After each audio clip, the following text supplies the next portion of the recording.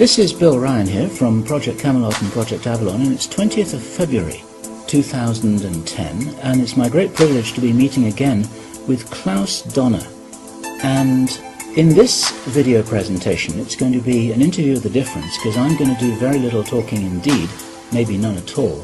And Klaus is going to be doing an audio commentary on one of his extremely special, unusual and fascinating slideshows about the artifacts and the various phenomena that he has been researching, discovering, investigating personally all over the world, relating to what I think you could legitimately call the hidden history of the human race. Would you say that's a good summary, Klaus? That's a very good summary, yes. So I'm going to step back here, and what follows now, just kick back and enjoy this slide presentation, and Klaus is going to take you through his own journey. You can accompany him on his own journey through his own discoveries.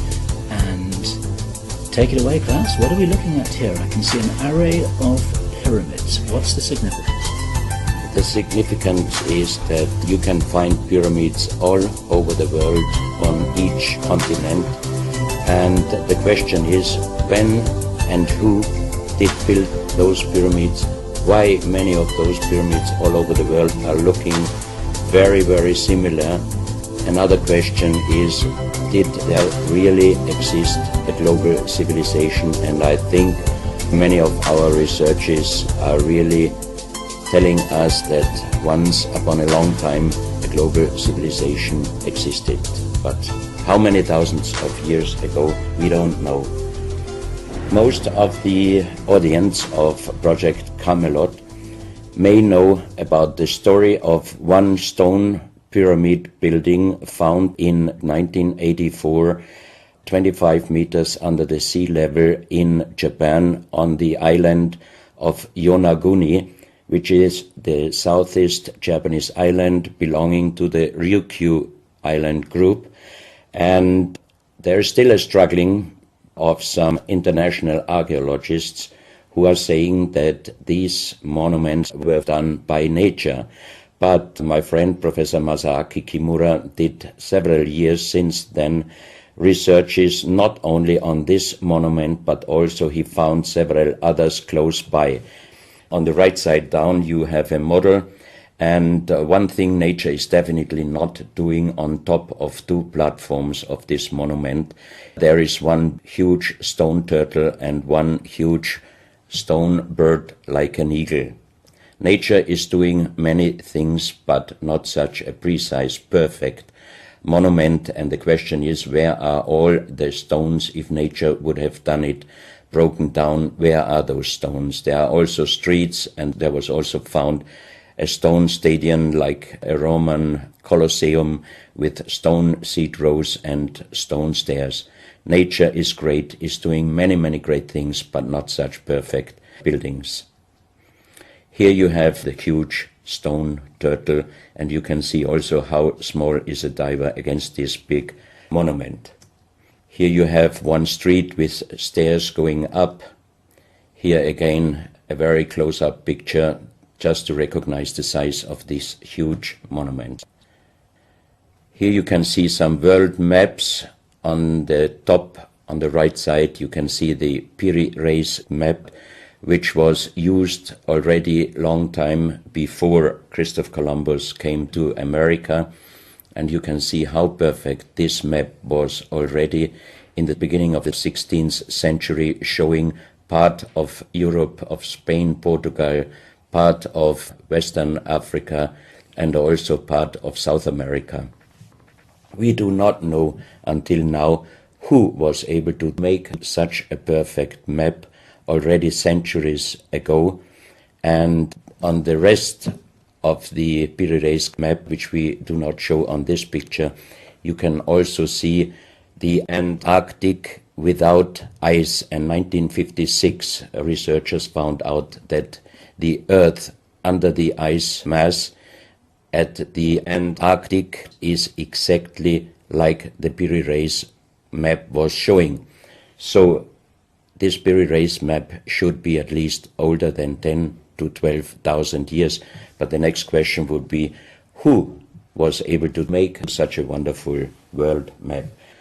On the left side, on top, you see Atlantis, done by Athanasius Waldseemüller, and the map is the other way round. He did it the other way round, and you can see the continent between Europe, Africa, and also America. And you can see on the left side down different sides of a huge stone world map. This stone world map was found in 1984 while gold digging in Ecuador in an underground tunnel system with other 350 artifacts which do not really fit any known and existing South American pre-Columbian culture. On this stone map is a natural quartz line, a white one, and this is the front side of the world stone map, and you can see approximately in the Near East, close to Saudi Arabia, you can see an inlay as an eye. And from this eye to the right and to the left is a natural quartz line going on the right side over India, Thailand, and also there's a long island on the right side, which Professor Kimura's research gave him the statement that from the northeast Japanese island until far down after Taiwan, once there existed a huge continent. But then this world map must be older than at least 10 to 12,000 years. And here's the back side, and you can see on the right side coming the quartz line passing in the Atlantic, a continent, Atlantis, which in our days does not exist anymore. Then the white line is crossing part of South America, and here you have a close-up, and you can exactly see the Bay of Guayaquil, an inlay going up to north, and a round inlay showing exactly the place where there were found those artifacts, and there is also the best quality water worldwide existing. One other very interesting artifact found on the same place in Ecuador is the so-called pyramid with the eye. The eye is an inlay, the stone is gray and white, and you have 13 steps, and it looks exactly like the pyramid with a shining eye on the $1. If you put this pyramid under black light, the eye is shining very strongly, and it looks really like an eye, but not real like a human eye. Here you have a close-up of the eye, and you can see the colors of the inlay. On the bottom of this pyramid, you have the inlay in little gold plates showing the Orion star constellation, and you have unknown writing. The translation of Professor Kurt Schildmann, who was the president of the German Linguistic Association, and he was perfect in more than 40 languages. He was able to translate this writing. He called it pre-Sanskrit because it is older than the oldest writing. And the translation of these 4 letters you can see here, his translation is "the Son of the Creator comes." As we found the same writing on stones in certain countries like Ecuador, Colombia, Illinois, United States, Clausel, France, Malta in the Mediterranean, Turkmenistan, Australia, and in southern Calabria, Italy, just a few years ago. Always there are stones and ceramics, terracotta, with the same writing. That means this writing existed once worldwide, and that means there must have been a global civilization older than Sanskrit, older than 6,000 years. And Professor Schildmann also told me that this writing has a little similarity to the Indus writing and also to the Easter Island writing. And as he said, this is older than Sanskrit. He called this writing pre-Sanskrit.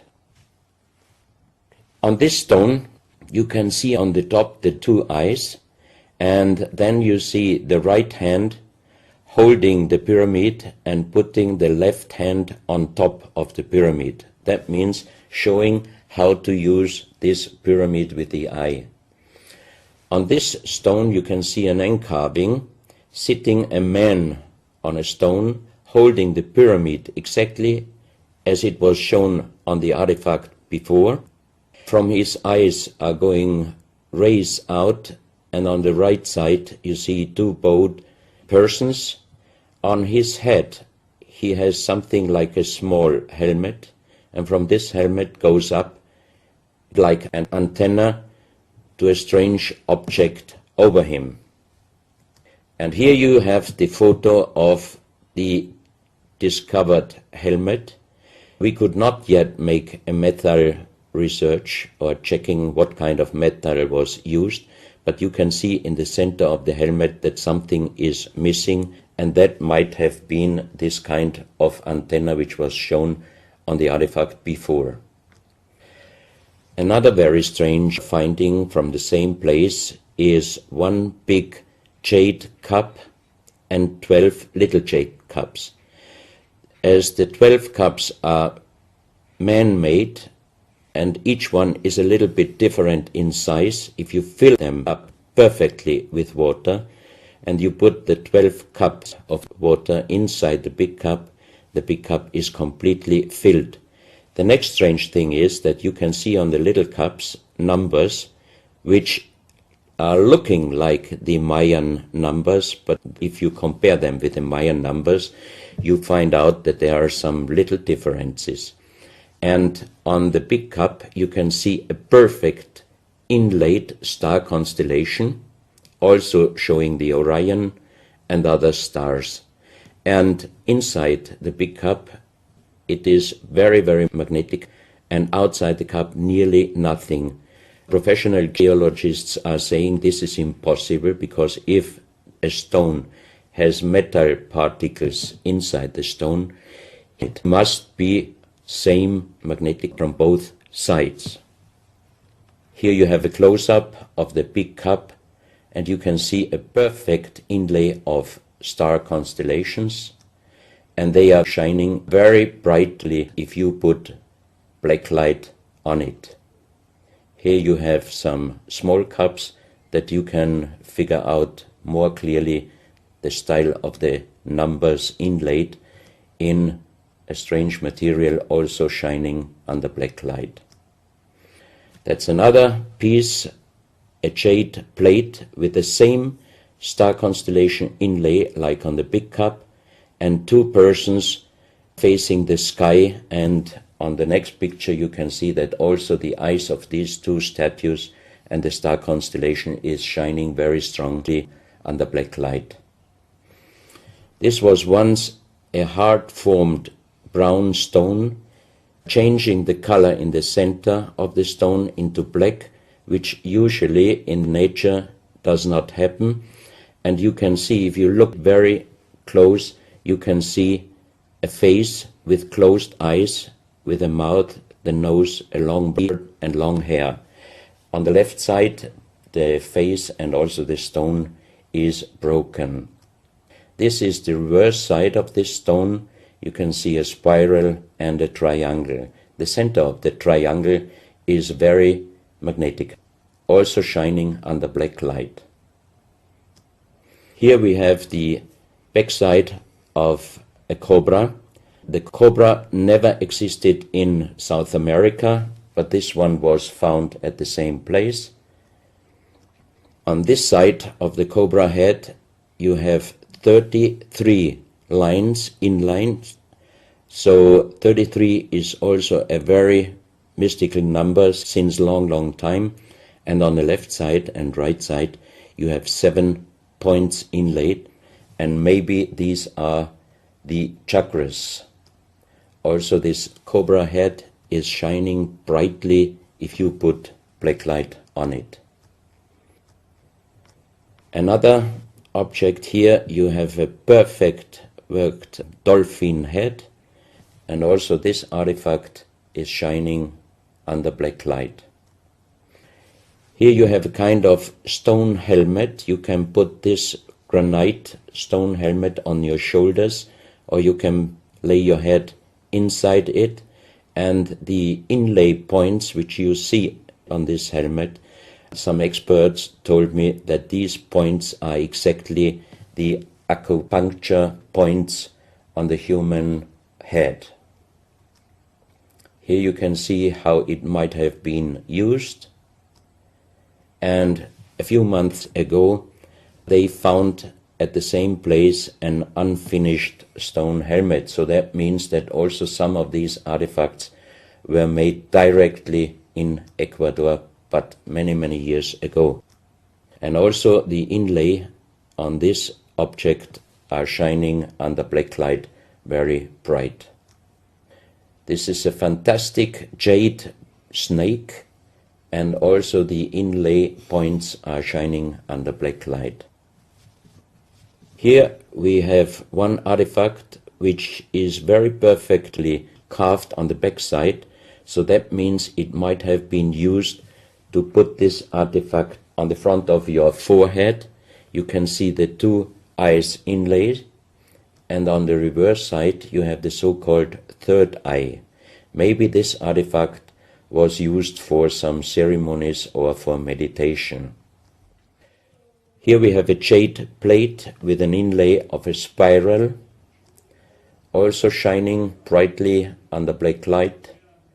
Another one, you can see 7 rings inlaid in the jade plate and also shining under black light. Maybe this also could be a presentation of the 7 chakras.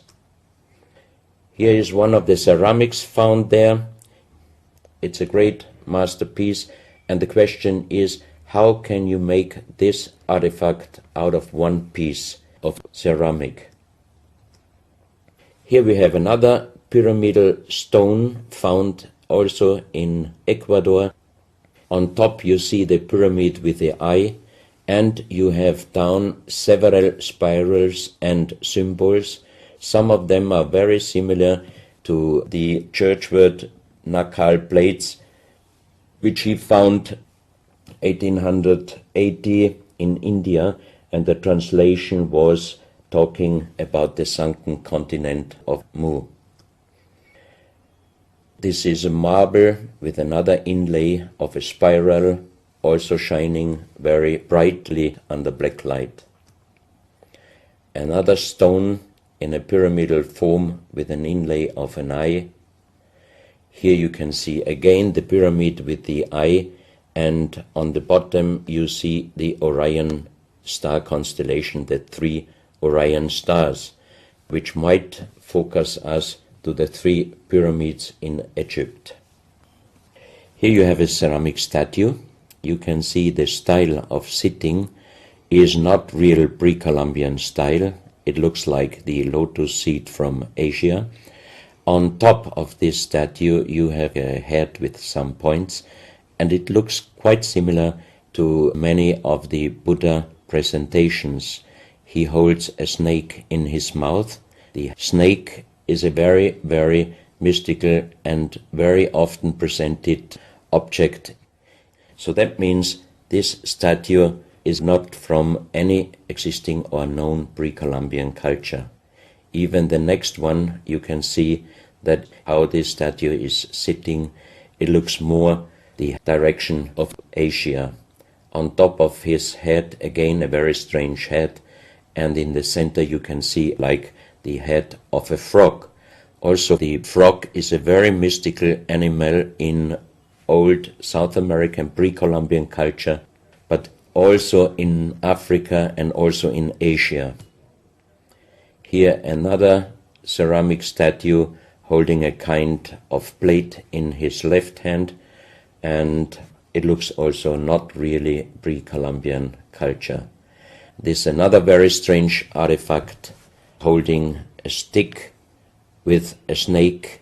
Again we have the snake here, and the question is where and who this statue was done.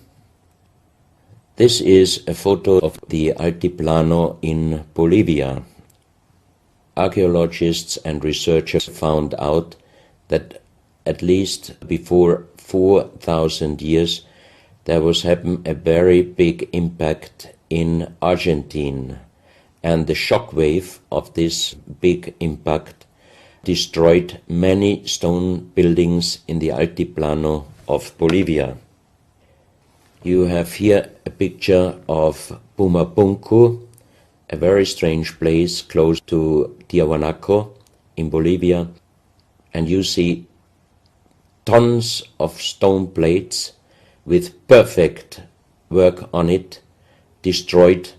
Maybe this was the reaction to the big impact in Argentina.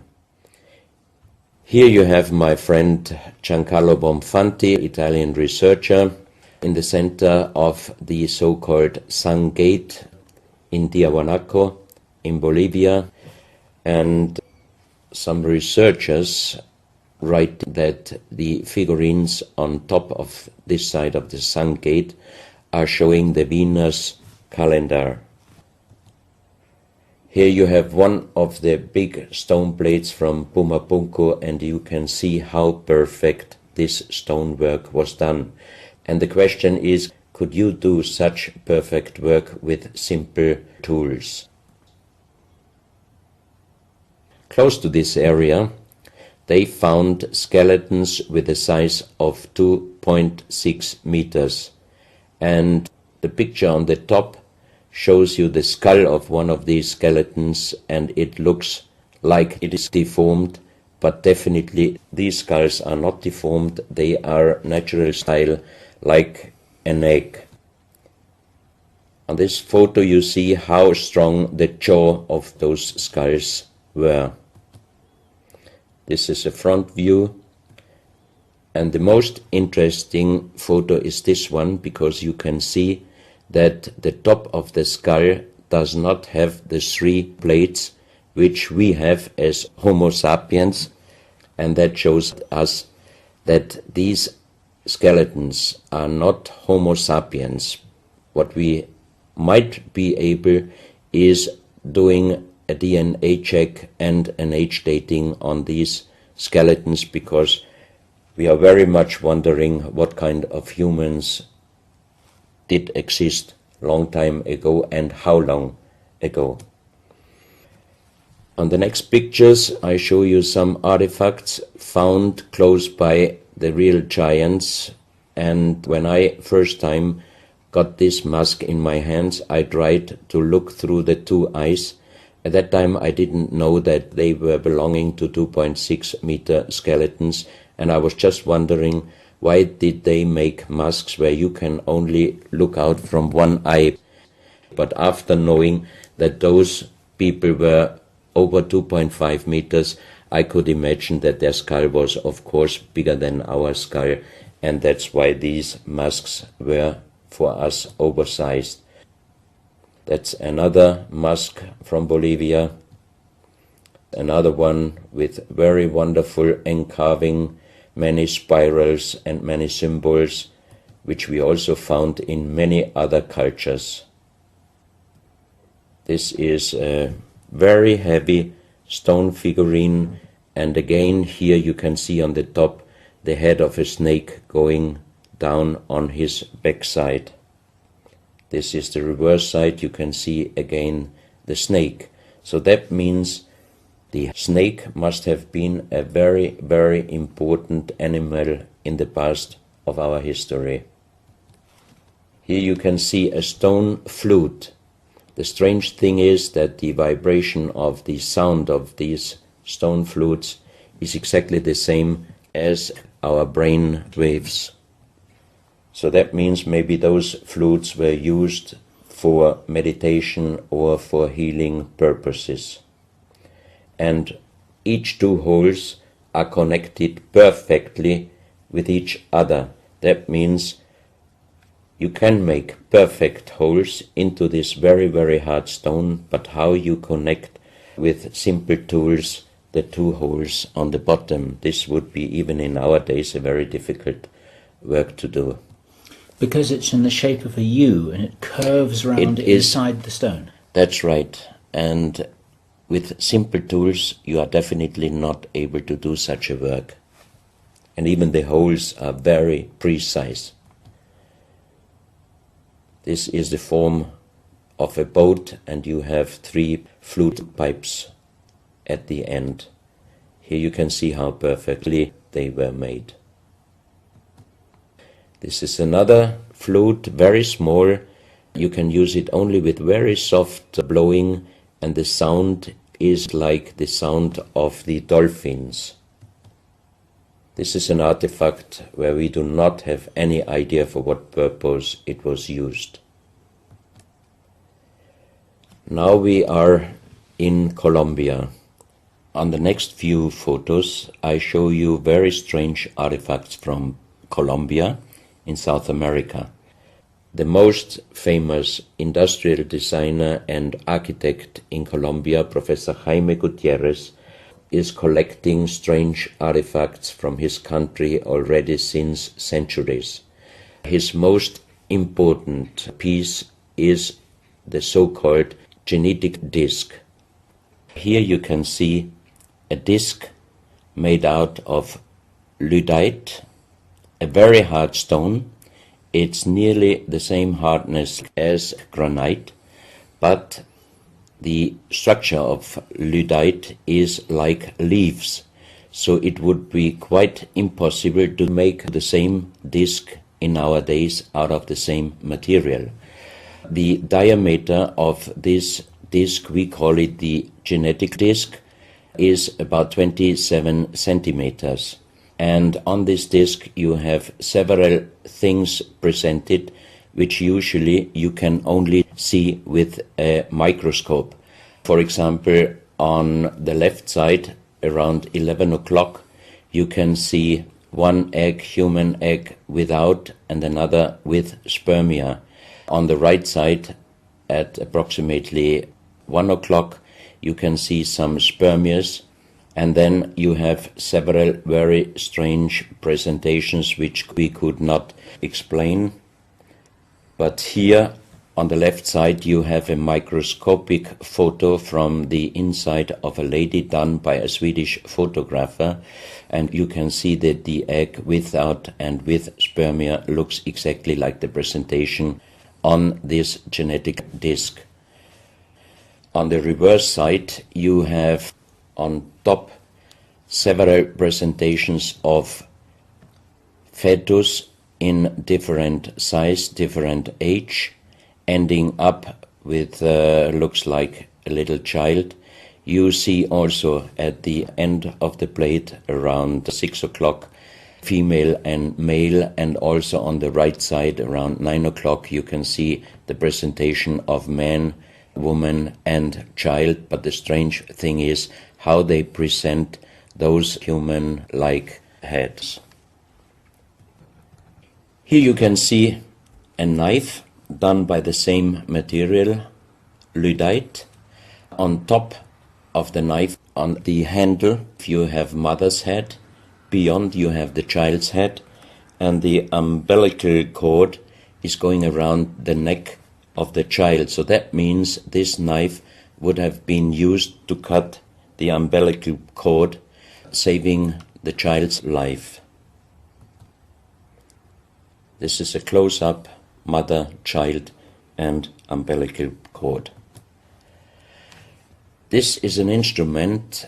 It might have been used for helping the child coming out, leaving the mother, when there were some complications. And it is also made out of the same material, lyddite. You have here the vagina and the child's head coming out. And on the reverse side, you can put only your thumb inside.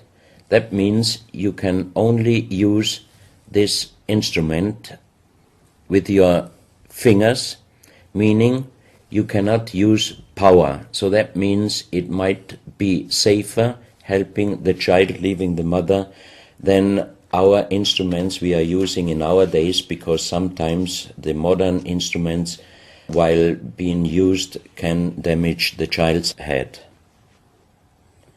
This, we think, is a medical instrument. It is also Lyddite, and it's a perfect form.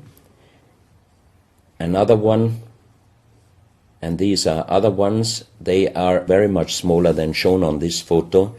And when we did a material check in Vienna, the most expert worldwide checked those pieces. First of all, the material. Each one is done with Lyddite, and the form itself, he checked them, and finally he said, I cannot tell you how they were done, who did they make, but the only thing I can definitely tell you, from the same material in nowadays, we cannot make the same instruments. So how old they are we do not know, but as they were found in Colombia and they do not fit any existing pre-Columbian culture, we must consider that those artifacts are at least older than 6,000 years. But we cannot explain what kind of technology they did use to be able to make such instruments and such tools made with Lyddite. You can see each piece fits exactly every kind of hand, never mind how big the size of the hand was. Each instrument, each tool fits exactly each hand which was using those instruments. This face looks a little bit like the Maui, the big stone statues from Easter Island. Here you have a close-up. This, in joking, I call it the dentist chair. Perfectly done, but again, same material, Lyddite. And the strange question is, why, if they could make such perfect figurines out of this very difficult material, why did they show the human face always with big round eyes and a little nose and a big mouth? There is no real explanation possible. This is again one piece from Colombia, Lyddite. On the front side you see the mother holding the baby, and on the back side you see the man with armors, most probably for hunting. This stone figurine was found in Colombia. It looks exactly like the Maui statues from Easter Island, but it is only about 30 centimeters in size. This is another masterpiece of stonework. You have on both sides presented one bird, but if you look at the front side, you can see that the two birds presenting a face, and on the left side, between the bird's head and the wings, you see again this unknown writing which we found on stones from all over the world. This is the mother holding a child, very strange face, and it's a kind of jade material. This is another stone from Colombia showing an armadillo. On top of the armadillo you can see a strange face with long ear and two horns on top. On this artifact you can see a smiling face on top. You have two triangles on this side, and on the other side, on the right side, you have a face. Again, the animal face on the right side, and some unknown symbols. And on the bottom of this object you see an animal, looks like a crocodile.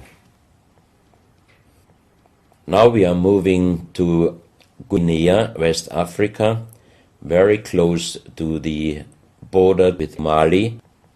They found on a huge granite mountain the half portrait of a lady done in granite stone, and the size of this statue from top of the head until the middle of the torso is exactly 150 meters. So this is a real big question. who might have been able to do such a huge granite half-portrait in a mountain at least 10 to 12,000 years ago, because the Italian geologist Professor Pittoni was on the spot. He did these photos and he checked the earth on the bottom of this mountain, and his calculation was that this stone monument must have been done at least 10 to 12,000 years ago.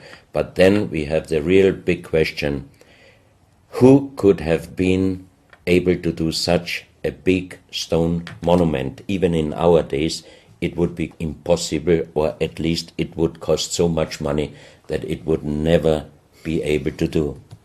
And if you look at the close-up of the face, some experts told me that this face definitely is not European, but also, of course, not black African. It must be either South American or Asian culture.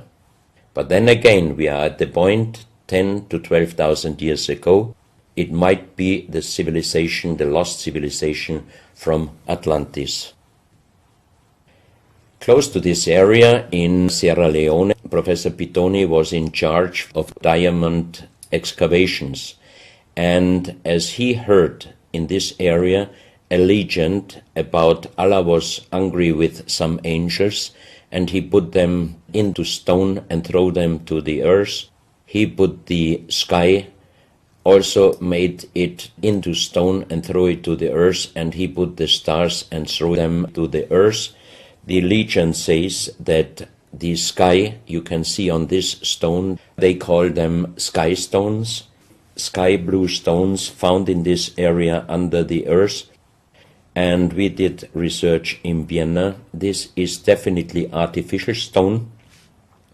It's not a natural stone, and all the material could be found, but the only thing they could not inform us is what kind of color did they use to get this real sky blue color. The stone figurines found from 20 meters down to even 50 meters. Professor Pittoni always took some organic material from the finding place, and the age dating of those stone artifacts are from 2,500 years up to the oldest one, 17,000 years. Here you have a granite stone, so-called nomoli, stone nomoli, with very nice encarving. Here you have a man sitting on an elephant, as there are also the legends of giants all over Africa. You know how big is an elephant. It's a wonderful stonework. It's very hard and very heavy. There are also some artifacts showing half human or human with the head of a reptile, holding a kind of pot in their hand, and they could put something inside this pot, and also on top of several nomolis there is a hole for putting something inside, and most probably they were used for ceremonies.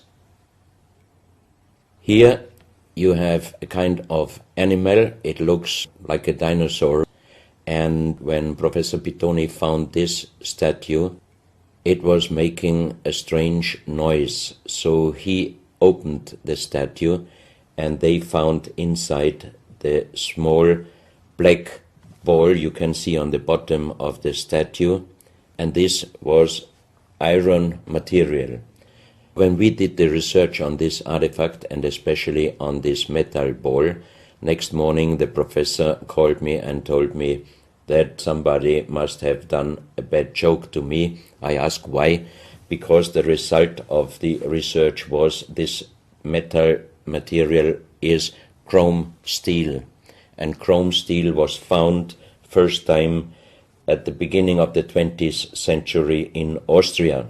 That means it was impossible inside a statue with the age of approximately 17,000 years.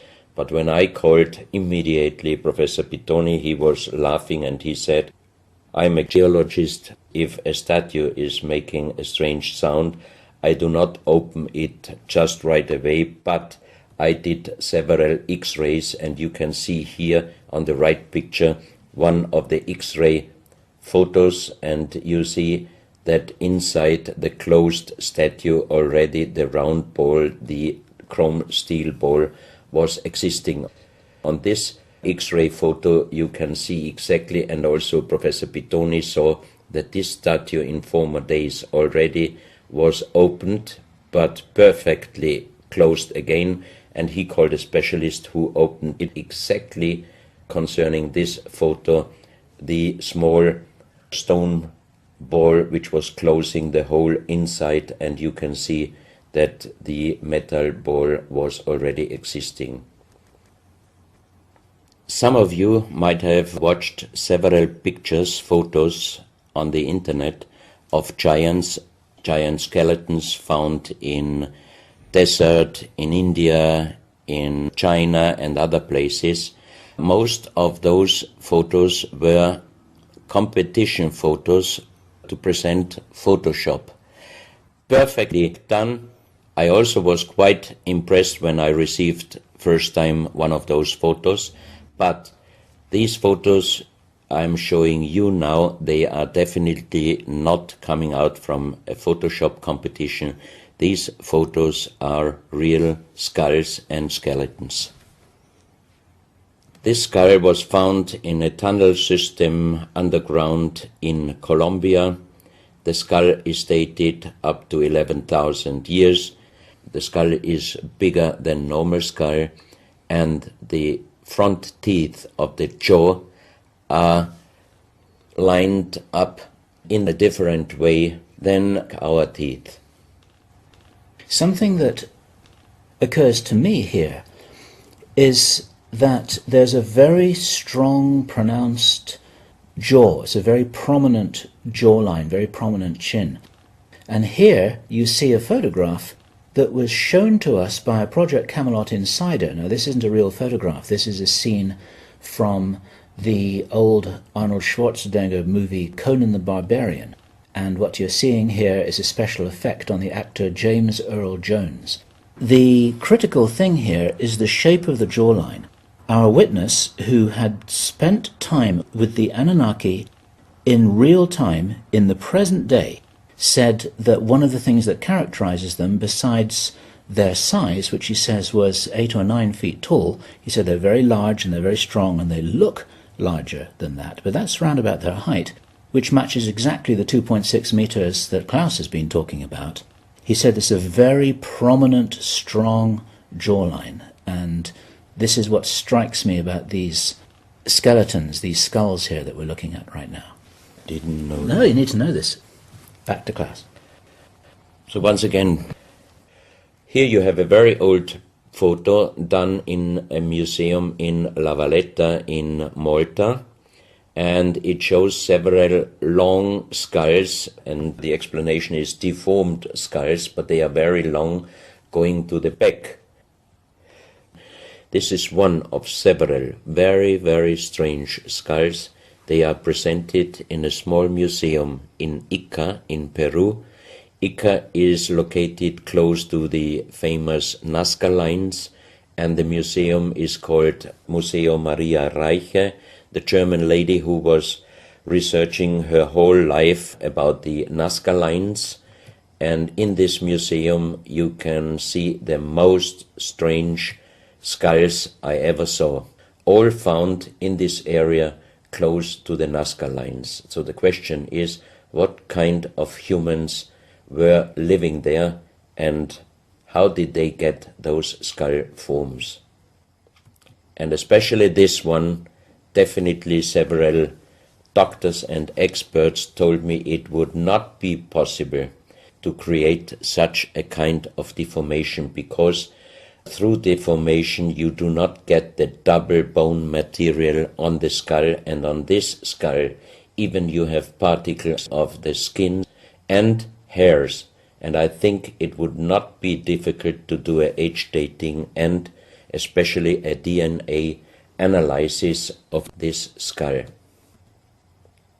On this picture, I show you some legendary skeleton forms of giants. In the year of 1964, in the south of Ecuador, in the province Loja, there broke down a part of a mountain platform, and Father Carlos Vaca, who was working as a priest in hospitals, he was called to this place and he found the broken bones of a giant.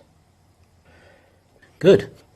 Well, Klaus, I asked you if you would take us on a journey, and for the last nearly an hour, I think it is, you've taken us on a fascinating journey not only around the world, but through time, back as long ago as 17,000 years. And it's a real reminder of how little we know about what our history really is. These are important pieces of an important puzzle, and you're doing an enormous amount to raise people's awareness of what it is that we're not shown in many museums, what it is that we don't read in anthropological textbooks, and what it is that many university professors still refuse to recognize. And thank you so much for your part in helping to raise our own understanding of our history on planet Earth. Klaus, thank you.